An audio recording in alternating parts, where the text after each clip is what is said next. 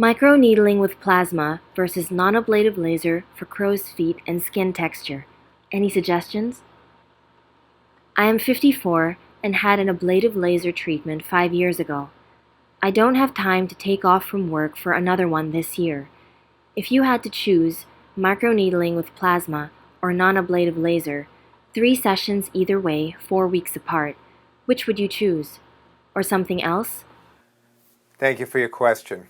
You're 54 years old and you want to improve the crow's feet lines, and you're deciding between two options that were presented to you. One is doing microneedling with platelet-rich plasma, separated 3 sessions 4 weeks apart, or non-ablative treatment with a laser that would also be separated by 4 weeks apart, 3 sessions. So we recommend which. You're asking what would you recommend, and you say you don't have any downtime, and so certainly that's a very important distinction in making a decision about a procedure. Just to give you a little bit about my background, I'm a board-certified cosmetic surgeon and a fellowship-trained oculofacial plastic and reconstructive surgeon. I've been in practice over 20 years in Manhattan and Long Island, and I specialize in helping people look young, particularly around the eyes.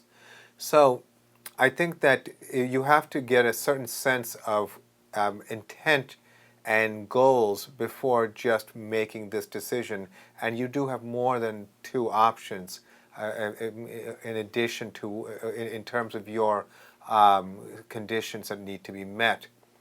So having undergone ablative procedure 5 years ago, I can understand why you don't want to go through the time it takes for an ablative procedure to heal. An example is like a CO2 laser where the top layers of skin are removed and the underlying skin comes in smoother and tighter.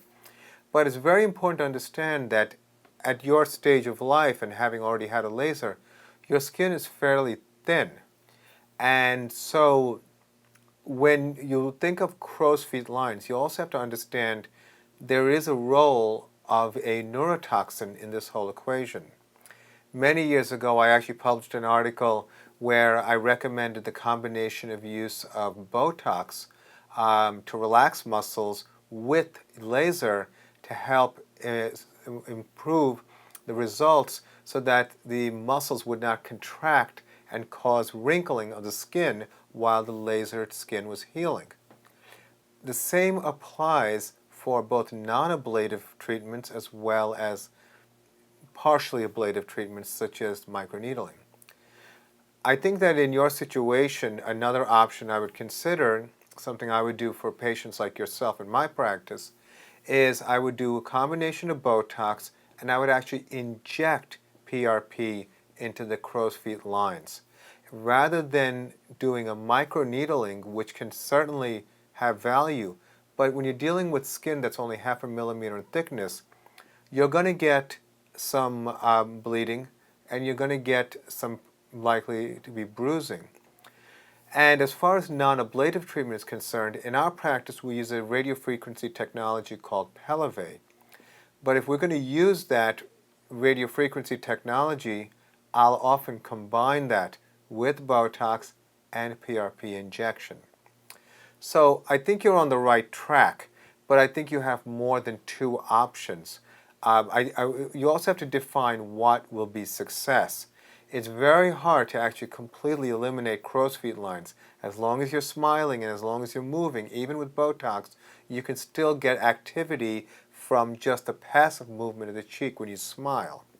So in terms of your question, I think that if you really want to have no evidence of any type of intervention, well, you're probably better off with a non-ablative treatment because you're not going to be violating the skin, but you may not get the kind of results you're looking for.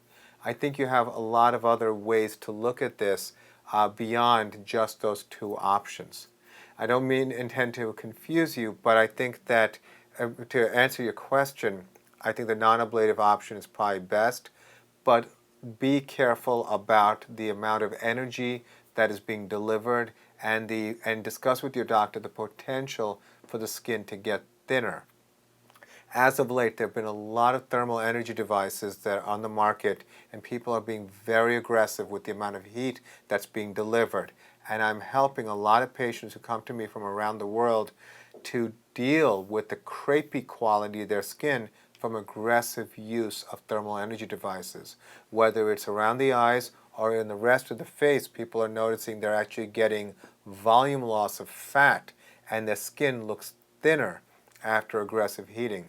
So there's a balancing act, and so platelet-rich plasma actually has a lot of value in helping build the collagen in the skin without ablation, with minimal trauma.